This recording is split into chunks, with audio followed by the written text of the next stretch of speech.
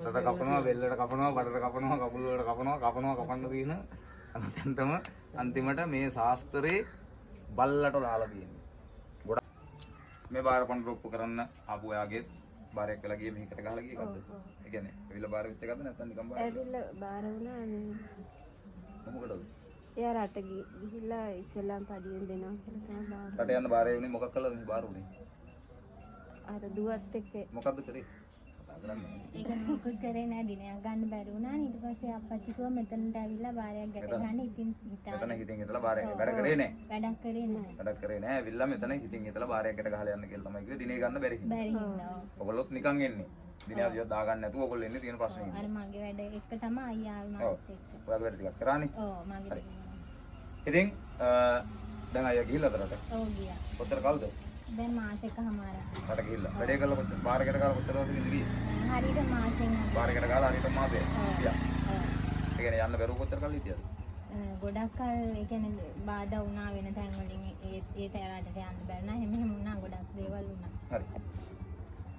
ඔන්න ඔක තමයි මට කියන්න උවමනා වුනේ. මෙතන මම කියන්නේ මෙන්න මේක.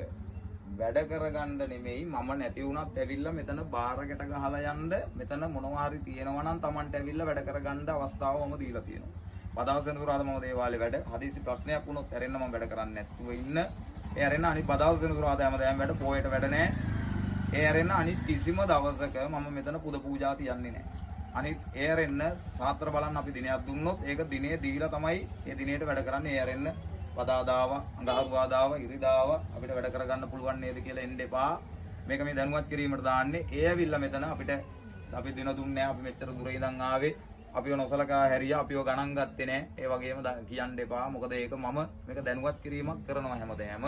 ඒ අනිත් දේවල් වල වගේ මට මිනිස්සු ගෙන්න ගන්න අවශ්‍යතාවයක් තියෙනවා නම් මම වීඩියෝ දාන්නේ මං ගාවට එන්න කියලා. ඉතින් මම එක වීඩියෝ එකක්වත් දාන්නේ නැහැ මං ගාවට මිනිස්සුන්ට එන්න කියලා. ඒ කියන්නේ මේක කරන්න බැරි සීමාවක් තියෙනවනේ. මට අම තියන්න ඕක පූජා තියන්න මම කියන්න. කරන්න පුළුවන් එක සීමාවක් තියෙනවා. ඒ සීමාවෙන් එහාට මට වැඩ කරගෙන යන්න බැරි නිසා මම මේ ප්‍රමාණය තමයි මේ ගෙන්නන්නේ. අවුරුද්ද 8ක් විතර ඇතිනේ. 7කට ආසන්නයි නේ දෙන්න ඇවිල්ලා. ජොබ් එකක්වත් හරියට තිබුණේ නැහැ. ගොඩක් කරදරයක් තිබෙනවා.